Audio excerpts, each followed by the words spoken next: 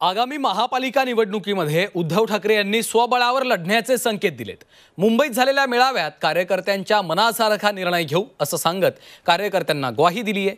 मात्र ठाकरेंच्या या वक्तव्याने महाविकास आघाडीमध्ये मात्र खळबळ उडाल्याचं चित्र आहे। पाहूया त्या संदर्भातला एक विशेष रिपोर्ट।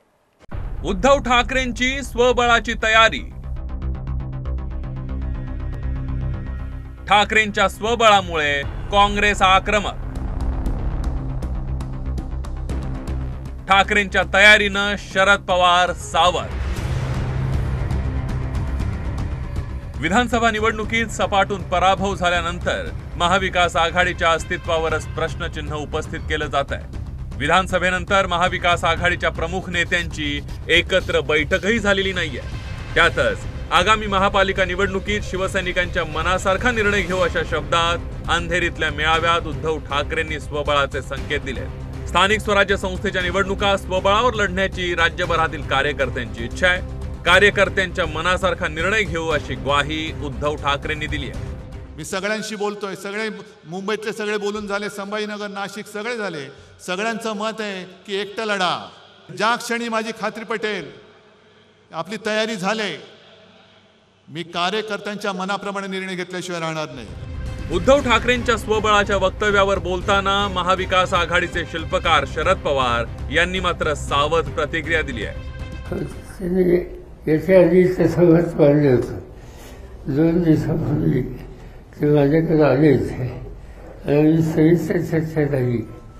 त्याच्यामध्ये त्यांची जे काही काल त्यांनी सांगितलं तसं त्यांचं मत आहे, पण त्याच्यासाठी एकदम टोकाची भूमिका त्यांच्याकडून घेतली जाईल असं मला वाटत नाही।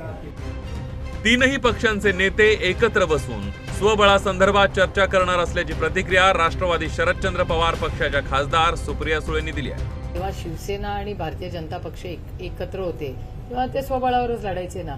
मग ते स्वबळावर लढायचे तर ते ठीक आहे। आमच्या बरोबर बळावर लढायची भाषा कोणी केली तर महाविकास आघाडी फुटली, महाविकास आघाडीमध्ये प्रॉब्लेम आहे, असं होत नसतं। या सगळ्या इलेक्शन ही सशक्त लोकशाही आहे आणि येणारं इलेक्शन हे आमच्या सहकार्यांचं आहे। त्याच्यामुळे आमचे सहकारी आणि आम्ही सगळे एकत्र मिळून ठरवू की काय फॉर्म्युला असेल तो, त्याच्यामुळे कळेल काही दिवसात। आणि अर्थातच प्रत्येक पदाधिकाऱ्याला वाटत असतं की आपण इलेक्शन लढावं, त्याच्यात गैर काय। हमारी खामोशी को गलत मत समझ लेना असा शेर मारत काँग्रेसचे प्रदेशाध्यक्ष नाना पटोले यांनी उद्धव ठाकरेंच्या स्वबळाच्या नाऱ्यावर प्रतिक्रिया दिली आहे। तर आम्ही महाविकास आघाडी टिकावी म्हणून प्रयत्न करत असल्याचं काँग्रेस नेते वडेट्टीवार यांनी म्हटलंय। आपने मनमोहन सिंह साहब का जो शेर था वो अभी उनके जाने के बाद बड़ा फेमस हुआ, मेरी खामोशी को क्या बोला तो हमारी कांग्रेस की भूमिका, हमारे खामोशी को आप गलत ना समझे। हमारी खामोशी कई सवालों का जवाब देने वाली है, इसलिए खामोशी कभी कभी खामोशी काम में आती है और कांग्रेस सब देख रही है, तो इसमें हमको कोई जवाब देने का जरूरत नहीं है। आनंद आहे ते वारंवार होत आहे। शेवट आपण आनंदच म्हटलं पाहिजे।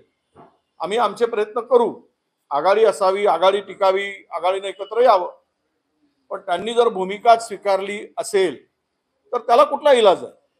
ज्यांनी त्यांनी स्वतंत्र विचारधारा, स्वतंत्र पक्ष आहे, आम्ही आपल्या पद्धतीने लढू। एकटं लढण्याची भाषा म्हणजे महाविकास आघाडीसोबत दगाबाजीला सुरुवात असल्याचं टीकास्त्र मंत्री आशिष शेलार यांनी उद्धव ठाकरेंवर डागलंय।